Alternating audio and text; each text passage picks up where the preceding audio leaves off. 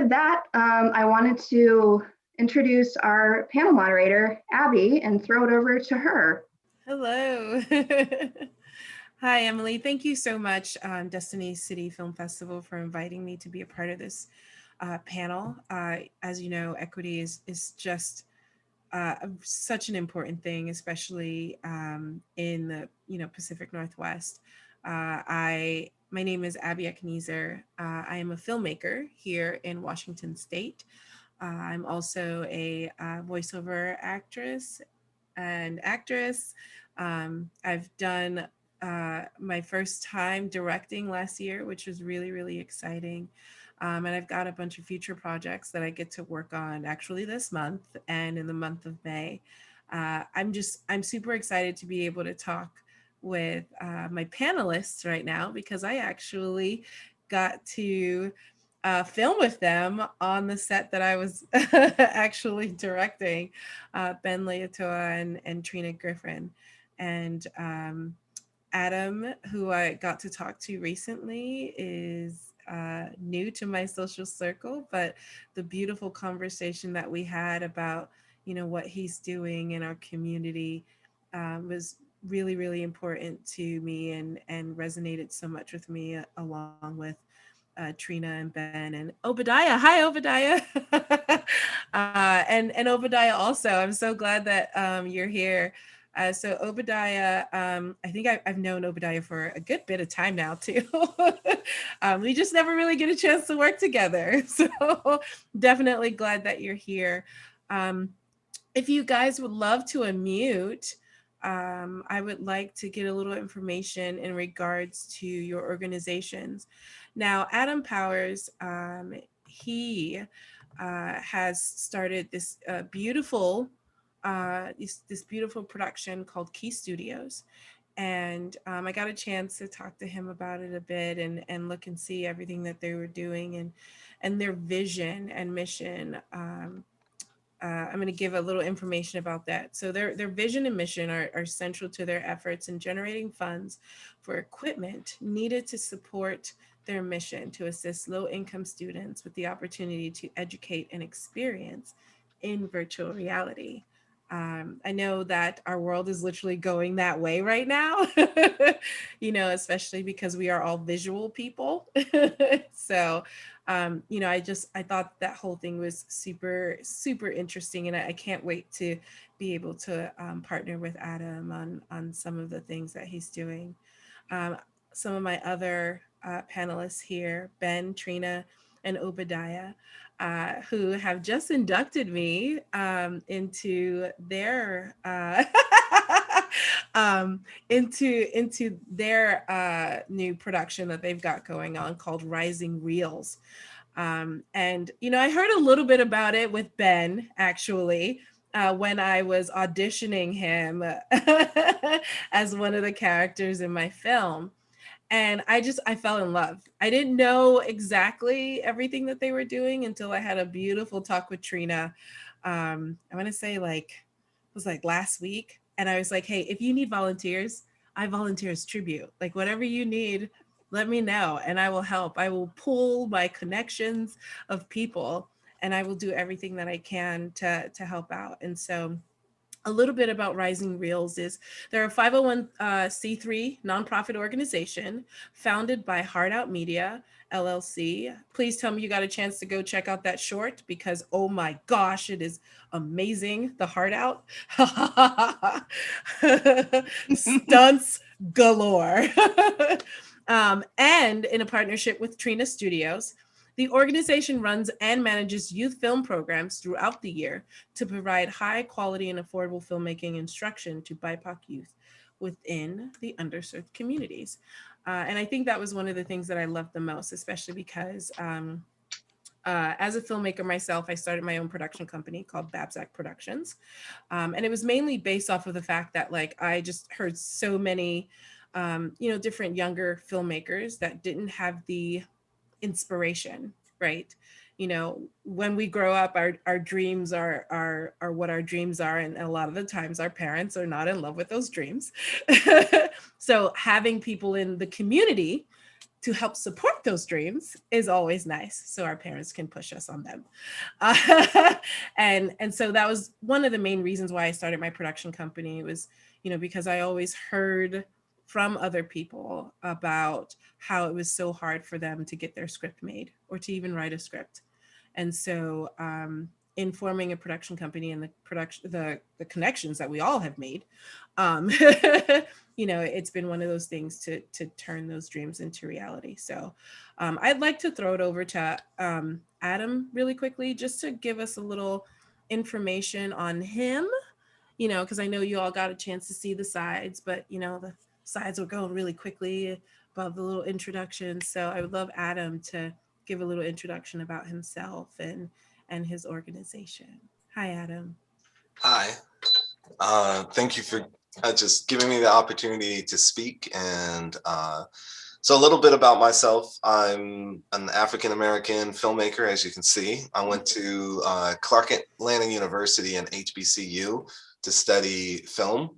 And then I left that and I came back to Seattle, and I went to a film school here in Seattle, Seattle Film Institute. But I really never really got into the filmmaking community. And I'm really glad to see this group and all of you that I've met, because it's like you were saying, just having a community that can support you.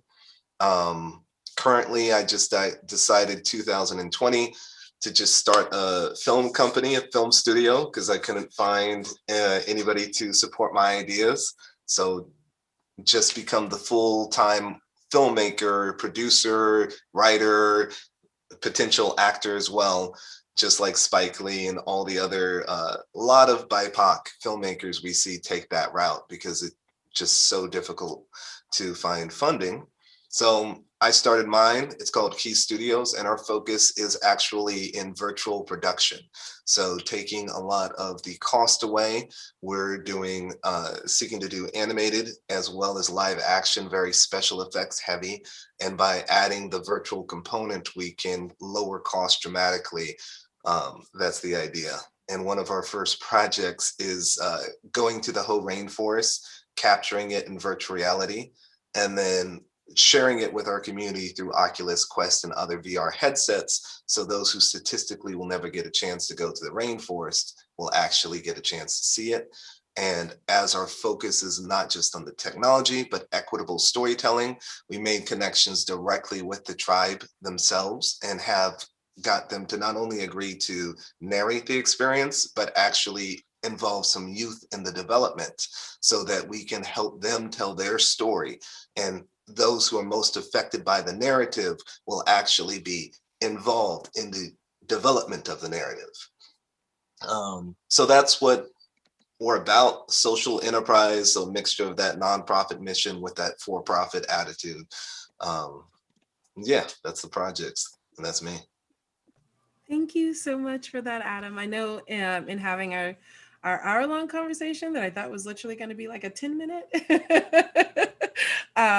It's just all the things that you were saying were absolutely beautiful. Like I love the world of virtual reality and seeing some of the films that have been coming out, and integrating actual reality, with the virtual world.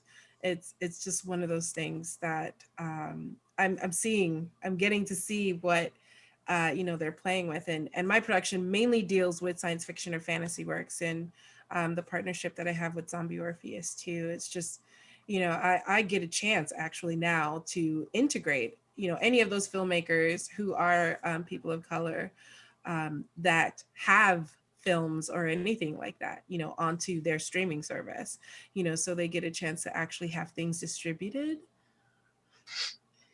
and not being the evil distributors that are like, hey, I want all your money. Give me all your content and I'll never pay you for it. Right. Mm-hmm. It's one of the relationships that I'm so glad that I got a chance to form. And so, I love what you're doing, and I'm so appreciative of you. Seriously. I would love to also like to pass it over to Ben and Trina and Obadiah now. So you guys formed Rising Reels. Can you tell me a little bit about, what you're doing in our community?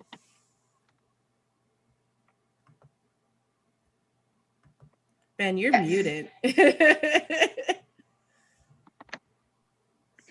Can you give me a little information? Yeah, about what your organization does. Trina is going to go ahead and give sort of like a broad overview on like Rising Reels. Trina, you told me about that, right? You told I me did tell about that, about what Ben does. He likes to hand everything off to you. Oh, come on. Come on. I'm sorry. You know I will always call you out, Ben. I'm sorry. Obi, am I right or right? Yes, I'm right.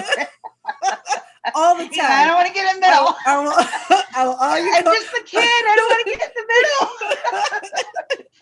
Well, I first want to say I am honored to be here today and have this opportunity to share this incredible project that Ben and I have been working on. You know, we've been working on it and it's been in effect for about a year now, but it's been in our heart and it's been in our mind for many years. And the fact that we had the opportunity to find each other as we were in this industry, working side by side, but never knowing we shared the same dream until we took a moment and we sat and we talked together about it and our vision and our hope and, you know, like wanting to do something for kids of color and having that opportunity open so that we could actually do it and not just talk about it, but be about it. So Rising Reels, like I said, it's a heart project. It's not just something we're doing because it's the thing of the season because of all the social justice and the energy and the air and the inequality that's happening, which has always been happening for people of color. It isn't just something that just started. It's always happening. But it's an opportunity to actually take our kids of color, BIPOC kids, and give them the opportunity that they don't always get. They don't always have this chance to learn about how to tell a story through the power of filmmaking. It's too expensive. It's definitely not in their tax bracket. Their mom and dads, I don't know about their mom. I know about my mom and dad. When I was growing up as a kid, speaking from experience, that was play. That was not work. Work was go and mow somebody's yard or go and watch somebody's kid and make some money or go work at the grocery store, help bagging groceries, doing labor work, not sitting there being creative and thinking and writing and telling stories. That was not the thing. So we are now offering this opportunity to kids because storytelling, filmmaking, entertainment, watching TV, it's a big deal. Playing video games, it's a big deal. It's a large part of the world's entertainment. It's a large part of the way that the world communicates and navigates through every day. Just like listening to music, it's a big deal. So we are now teaching our kids of color at an affordable rate, at affordable price, how to tell you their story, how to get their story out there, get it told, how to shape it, how to mold it, and not only just their story, but in the future, how to work in the film industry so that they have an opportunity to have a really good paying job, like mom and dad would be proud of, but doing what they love and being sparked and being inspired and inspiring others to tell their story. Okay, Ben, this is where you step in. Yeah, I was gonna, honestly, I was gonna say, Ben, we heard about Trina's dream. What was your dream exactly? All right, so me and Trina are in line as far as like our sort of vision for Rising Reels. I see Rising Reels as not only what Trina had talked about, and that's why I wanted her to take the helm as far as like introducing it to the audience, is that we sit down and we've talked about this for like the last, I don't know, year and a half. And I told her, I was like, I just want kids to have an experience that they have never had before. And then it's like filmmaking to me, when I was growing up in the Bay Area in California, was something that wasn't for me because it belonged to a certain group of people or a certain sort of echelon of group or whatever. And it's something that I wouldn't even think about because it was just like, okay, well, that's for that group of people. I was like, I can't make a living, or that's not something I should dive into because it's not for my people or my group of people, if you will.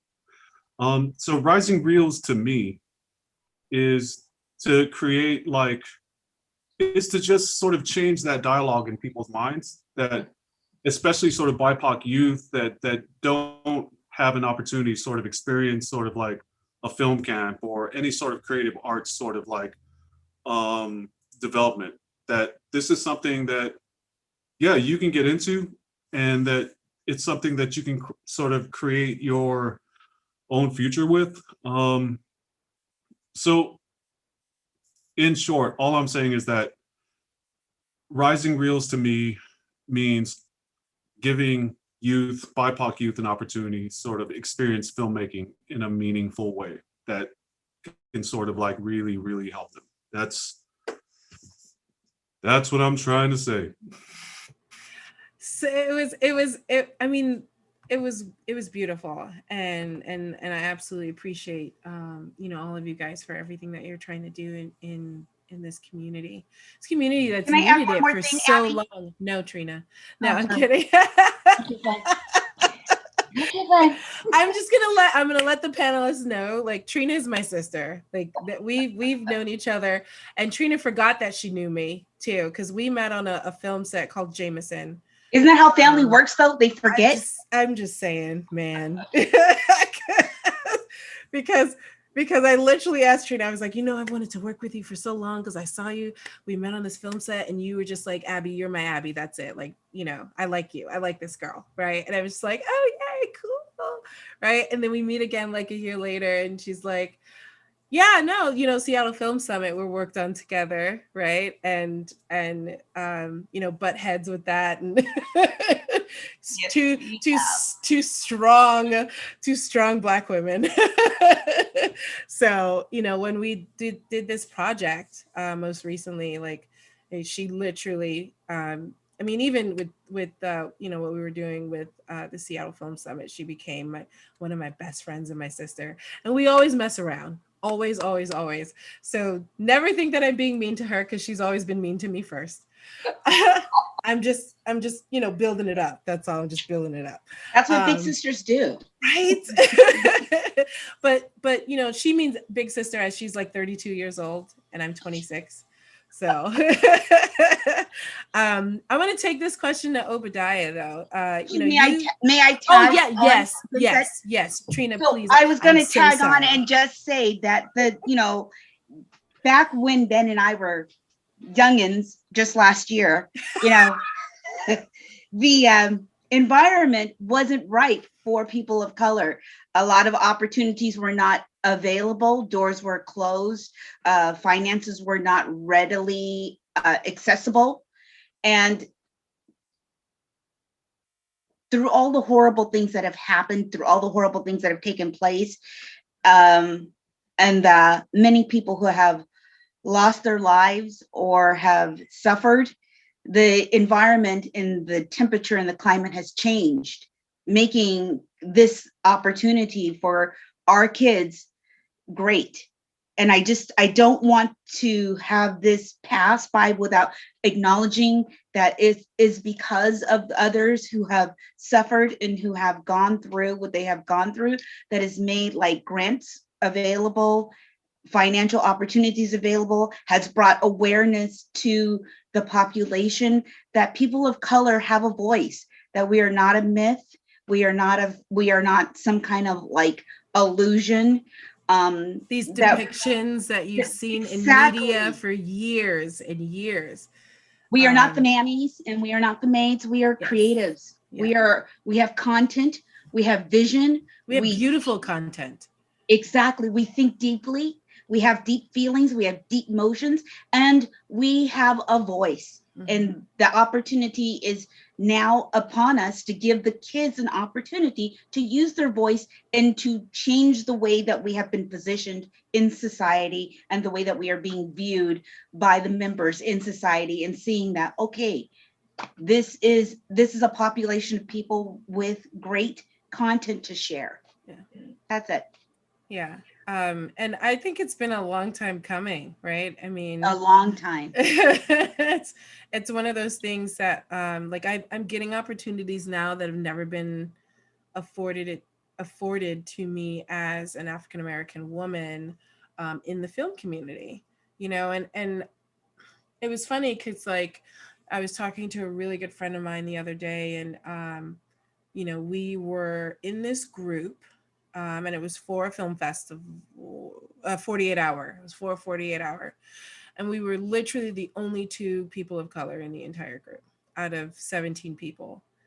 And it was this just conversation where we're like, I really feel like the token right now. And she said the same exact thing, and we were just like, okay, so I'm glad you're feeling it, because I thought I was going crazy, but we actually get that chance to think that way now, right? We get that chance to feel that way and think that way and make the decision to not be a part of it because there's something better for us, out there.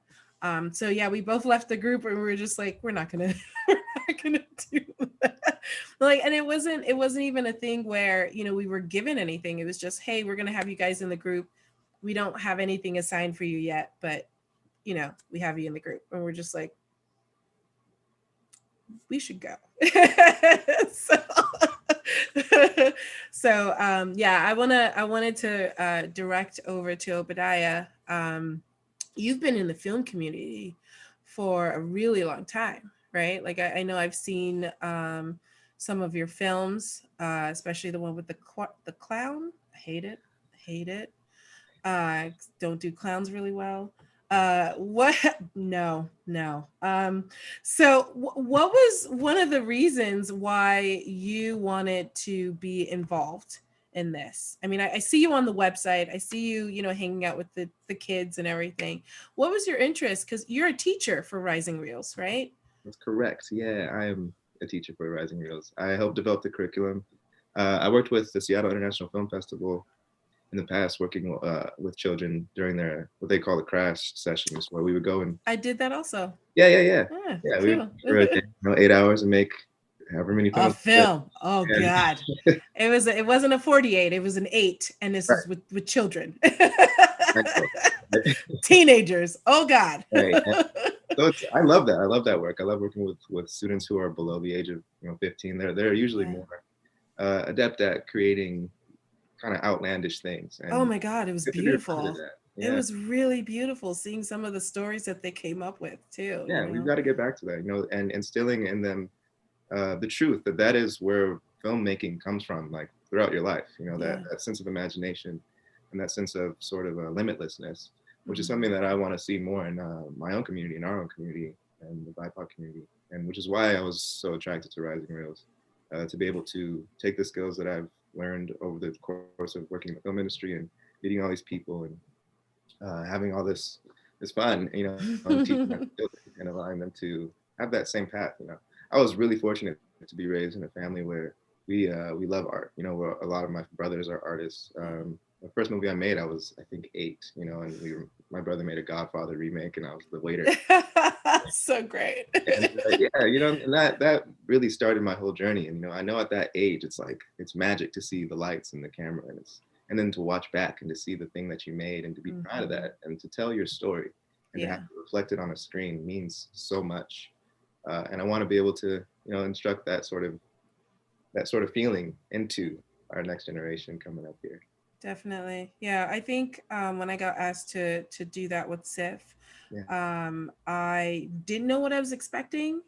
I didn't know. And actually I like right before that I had denounced 48 hours, never, ever wanted to be a part of a 48 hour ever again in my entire life. And so, having these kids wanting to make this film and just not really have that much structure, right? Because there's no script. Right. It's just an idea, and then everyone just act things out. And it was really beautiful to see the creative process with youth, like with youths and everything. Yeah. And so it's great that we have people like you that want to support that and actually empower, those teenagers and kids, just to be brilliant filmmakers. So I did want to open it up to the panel, to the audience, right? If any of you have any questions, I would love to see some of your questions. Just put them in the Q&A portion during this, and we'll ask our panelists. But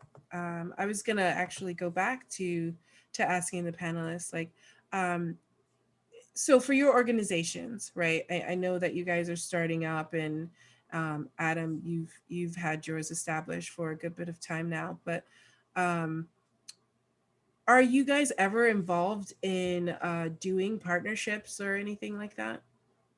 And I'll pose this to Adam first. Always. So technically, I run two companies. One is Key Tech Labs, which is my nonprofit, which I've been running for the last 6 years now.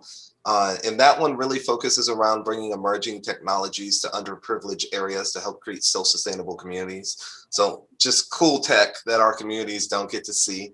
But filmmaking is all about technology. So that's really where I started Key Studios, which is focused on bringing that cool tech and giving it access to individuals. So I'm always looking to partner. And in fact, the model is more of a production studio to help bring these technologies like a Rococo suit, which is a motion capture suit that you can put on and it will sync with Maya and all the popular sci-fi and graphics programs, so you can do motion capture on a small scale.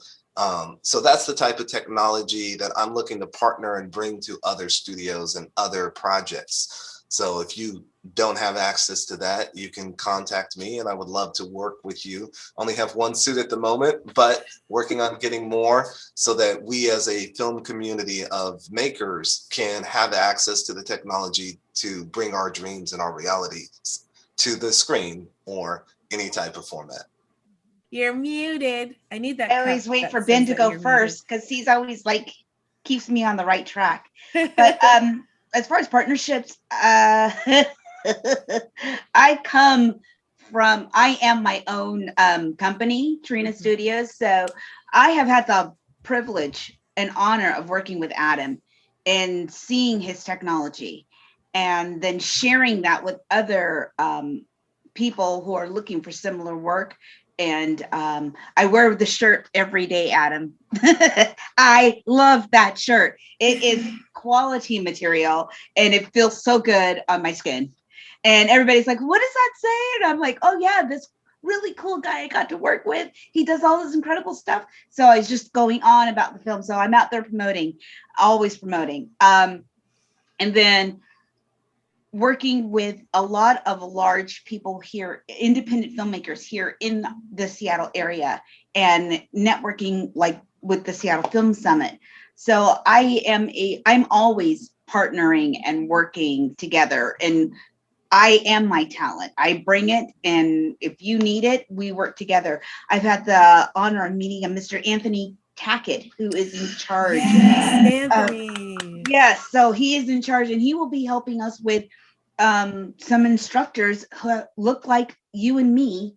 Our kids will be able to connect with them on that level. But he was just sharing with me about how big our independent filmmaker community is of color, and that it is important that we are always partnering together. We're always networking and we're always helping each other, because that is the strength right there, working together and helping one another, and not just doing your own thing over here, thinking you're all unique and doing it, that no one's ever done it, when many are doing the same thing. But we can come together and bring that to our kids. We can bring that to our community, and we can bring camaraderie too. Yeah, and another thing for the attendees, the audience that's watching, Anthony also runs Seattle Filmmakers of the African Diaspora, if you're on Facebook. And it is a beautiful place to connect with other filmmakers, actors of the African diaspora in the Seattle community. And there's actually some people that are outside of Seattle too that are in the group. So, if you're looking for connections or anything like that, that group is an amazing place to join. Ben, did you have any ideas on partnerships? No, I feel like a lot of partnerships sort of begin with your own sort of personal network. So I work for a nonprofit organization based out of South Seattle. It's called Seed Arts, and I run the Rainier Art Center in Columbia City. But the thing that sort of like, I just want to work with people that sort of are in line with sort of our mission and our values and what we want to sort of bring to the table and bring to our community. So I'm not saying that we're hyper selective. I'm saying that if you believe in these 3 sort of pillars of our organization, then let's do it. Then let's go. I was like, so for me, I was like, I'm not, as long as our sort of like ideologies sort of align, whether you're a donor or whether you are someone who wants to partner with us and you are part of an organization, those are things that we welcome and we embrace, and then that we are all about. It's like, so the other thing that I want to put out there, Obadiah is one of our lead artist instructors who creates the curriculum, who creates like what all of the classes sort of look like. Is that I'm gonna help you out, I'm gonna help you out, Obi. I was like, if you are someone out there in the community, because one of the main sort of objectives for Rising Reels is that our instructors reflect the sort of like the students and the kids that we're trying to serve. And what makes it interesting or makes it like somewhat different from all these other programs that are going on now is that the outreach for organizations, for film organizations out here, they're not trying to reach like the demographic that Rising Reels is trying to mess with. You know what I'm saying? They're not trying to mess with the kids that don't have money, that don't have Wi-Fi, that don't have all these sort of like these things to sort of really connect and be a part of like this opportunity. And I feel like that's one part that is lacking within our own sort of community in Seattle, whether you're SIF or Northwest Film Forum or all these other things. It looks wonderful on paper to sort of say that you're going to do these things, but if you can't connect with that group or that community, then it's all for naught. It doesn't mean anything. So I'm sorry, I'm being somewhat frank and just sort of going around. This is why I want Trina to talk. Like, well, this is why I want Trina and Obadiah to talk. You kind of took Obadiah's response, but that's cool. Yeah. I'm sorry. I'm giving you a hard time. So we have questions from the attendees. And I wanted to, I think Trina said that she wanted to answer this question, but what would you all recommend would be a good first step for a young BIPOC person to explore the filmmaking profession? Well, I would recommend first that for all young BIPOC kids or everyone, training. The first thing is to get trained so you know what you're doing when you're on set, so that you know the language, because people think, oh, it's just you guys holding a bunch of cameras and shooting lights in that direction and then everybody's running around and pretending that there's something that they're not. No, there is processing, there is work. So I always recommend get trained, learn the language. You don't walk into Spain and speak English. You walk into Spain and speak Spanish. If you want to know where the bathroom is, if you want to eat, if you want to have a place to sleep, you learn the language. Yeah. So if you're going to come on a film set, there's a language, there's protocol, there are tiers of people who do different things. There are places that you should be and there are places that you should not be. So get trained. And then once you're trained, take that opportunity to go to set and be humble.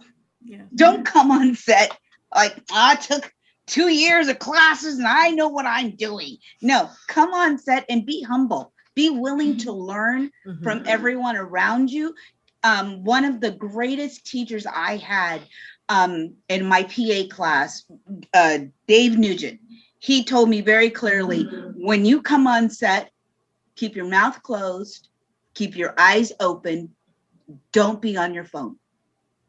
Be ready to work. It was like my parents.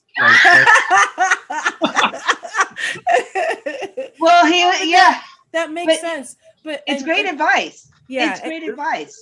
and you also have to remember with that training, just because that training, it just sets a foundation.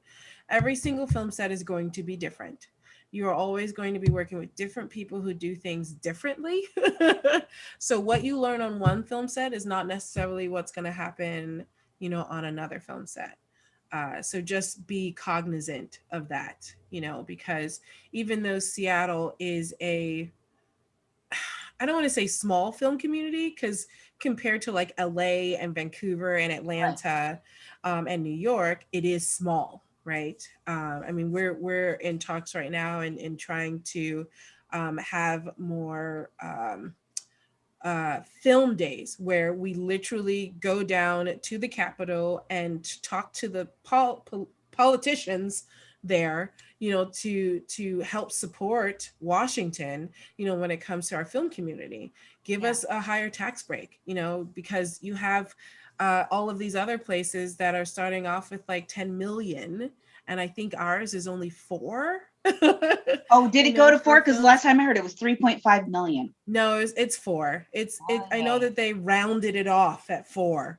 But that's most of the movies that we have here. So once that money is gone, it's gone. And we're going back to independent filmmaking again, where we're either crowdfunding or filing for grants, or figuring out ways to build partnerships, so that either we're putting this money out of our own pockets, or seeing if we can find producers who'd be interested in helping the project along. So if you want to learn how to start off with the training, get in touch with Rising Reels, get in touch with Key Studio, Adam Powers and Key Studios, because they can be those organizations that help you along. The training also teaches you like you said, every film set does things differently. Yeah. But the training is supposed to teach you the right way to do things, and don't do things this way. So that when you are on those sets, and I have been on some sets where people are doing things and I'm kind of like, I don't think that's the right way to do it.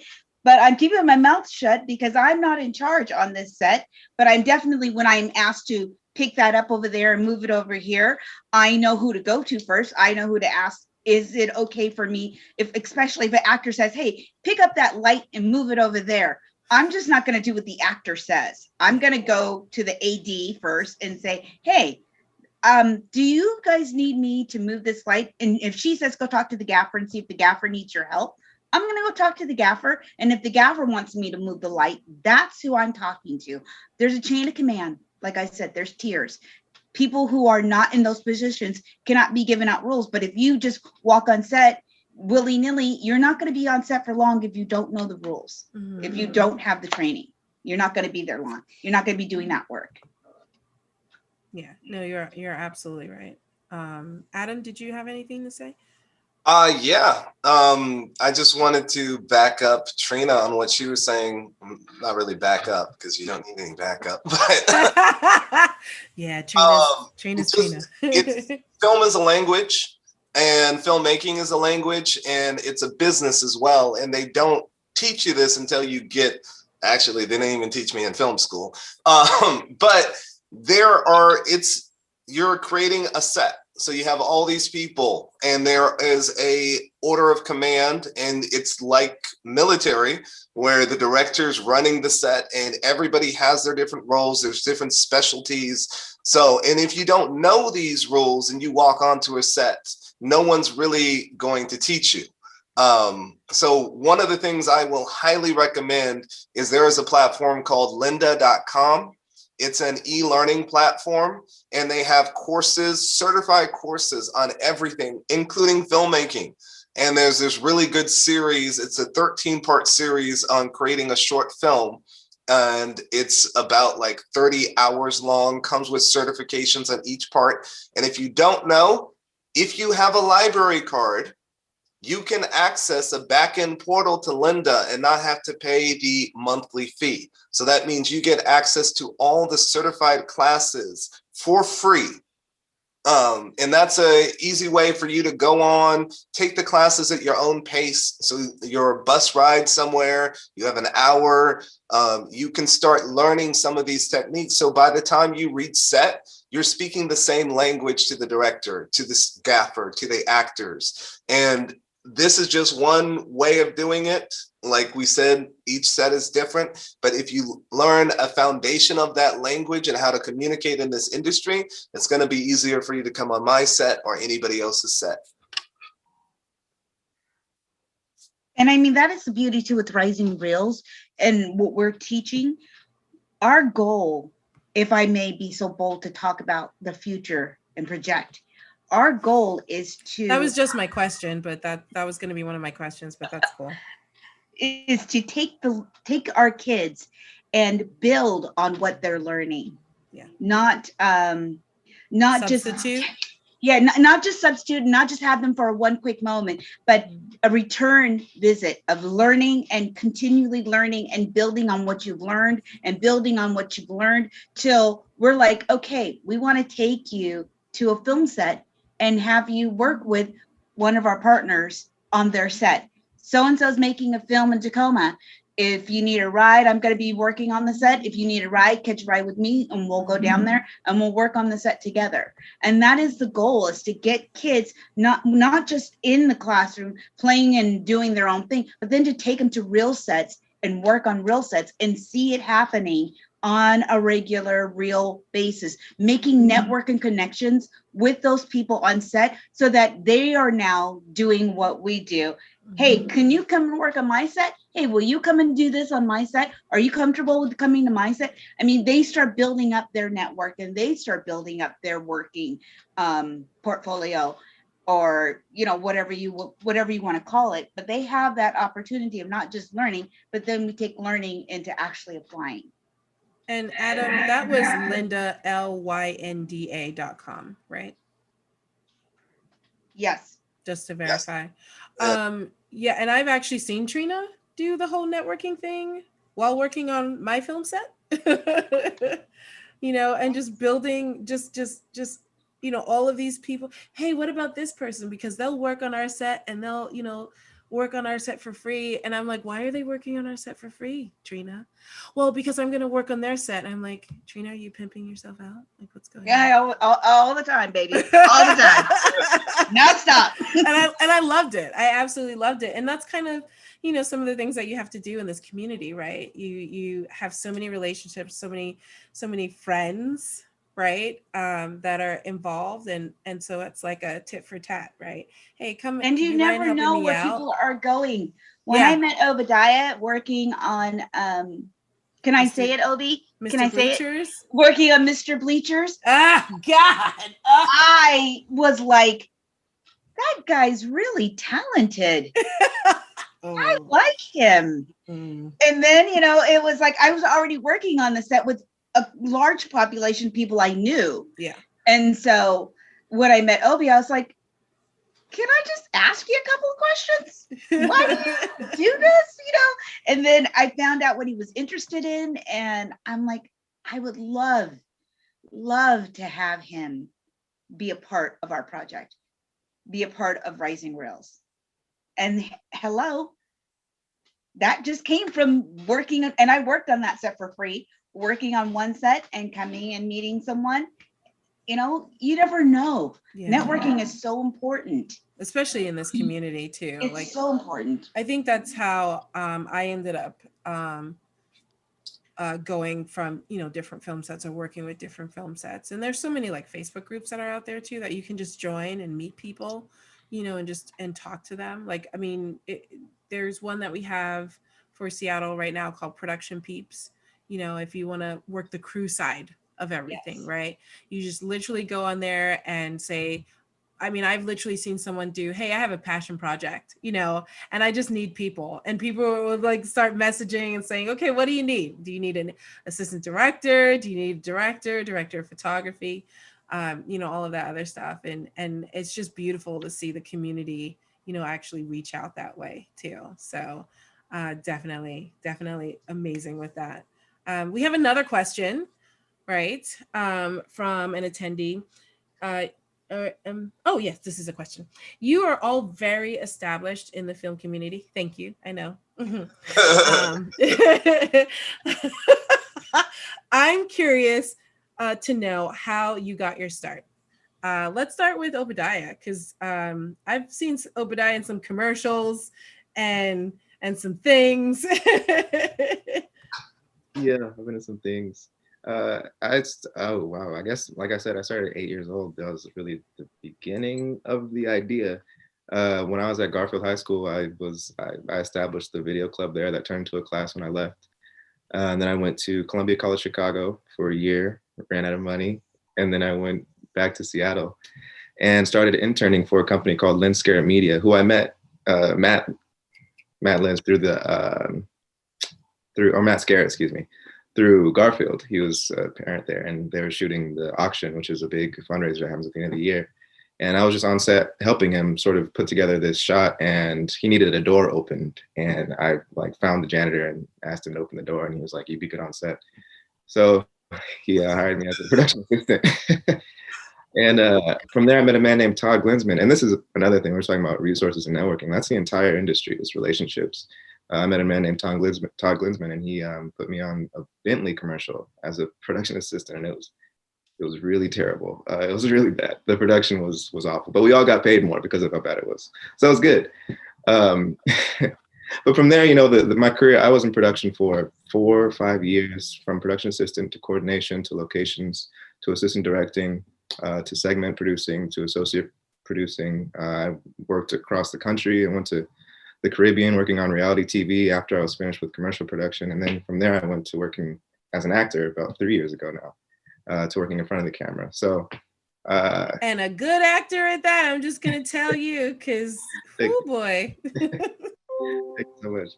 Yeah, so, I mean, that's how I started. You know, I was acting as a child, and I loved it throughout. But I went to school for producing because I wanted to sort of learn more about how to get the thing done, not just be the guy in front of the camera. And so from there, I got interested in production and met a bunch of actors, met a bunch of directors and other people in production. And I learned which acting agency I wanted to go with because I saw all the talent. I worked in casting for a little bit, and I knew who was coming from where and how they behaved and how they showed up.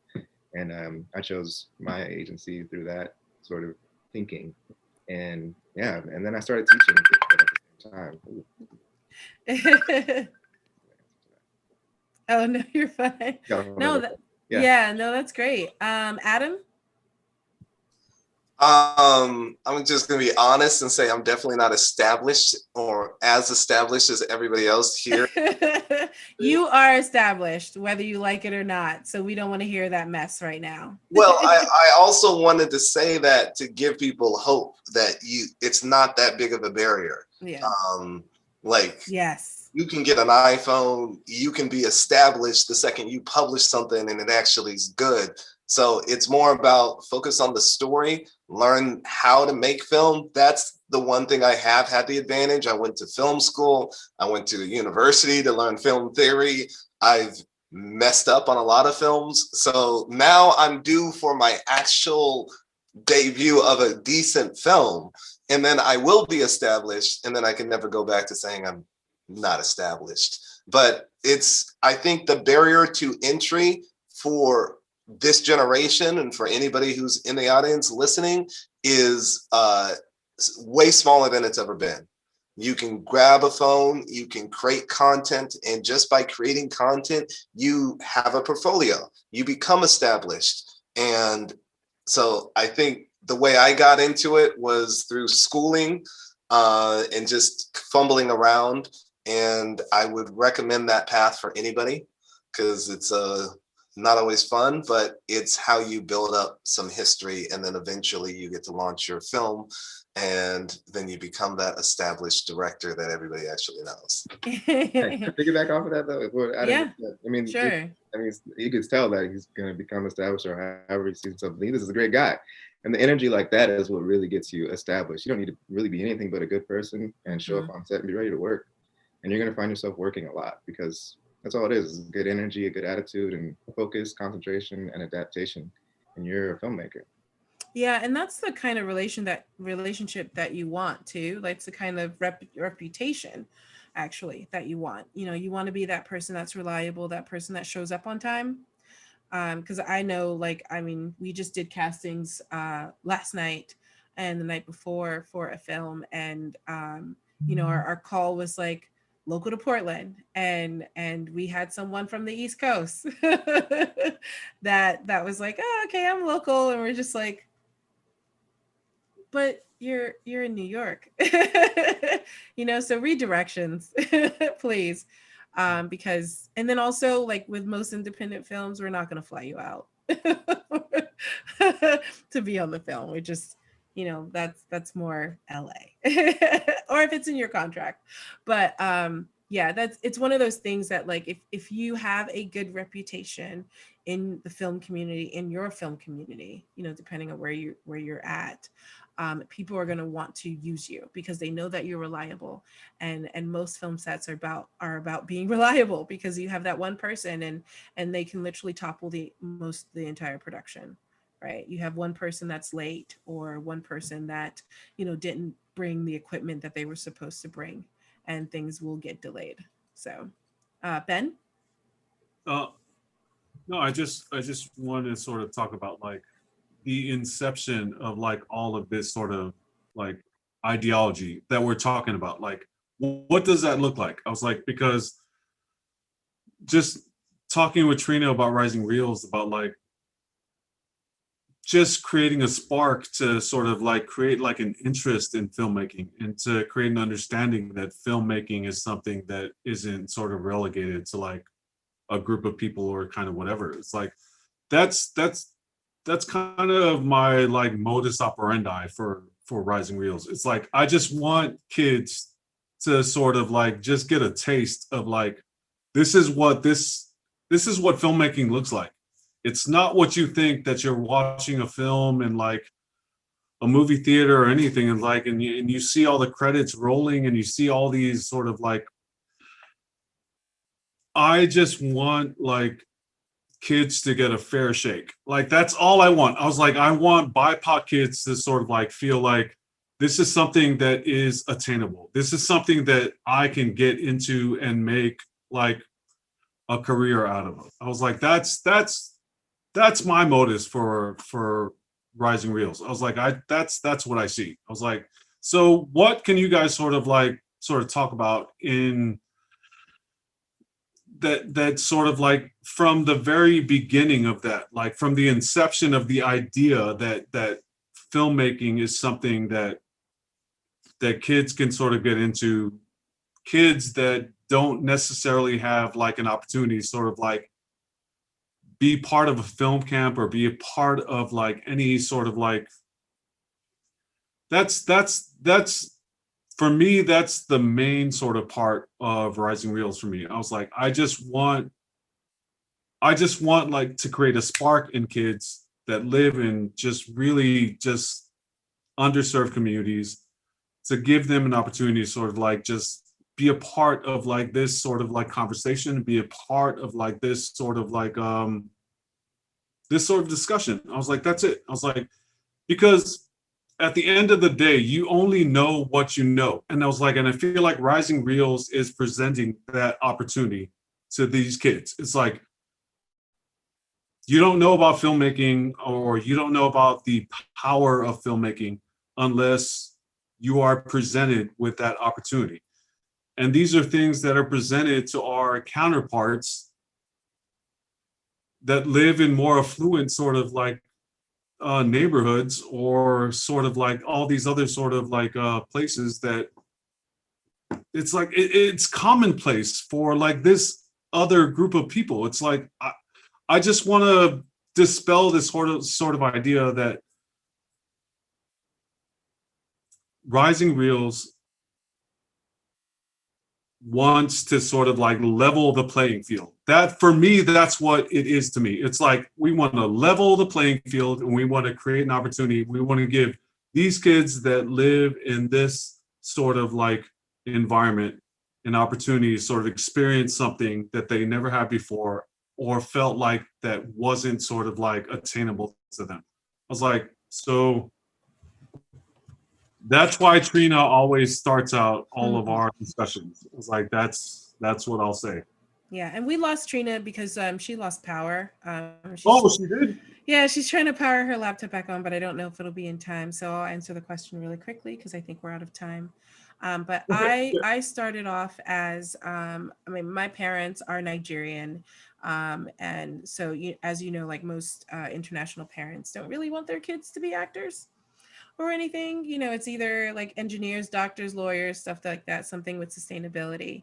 And the great thing about acting or creativity now is that there is sustainability in it, especially if you find the right group of people to always work with.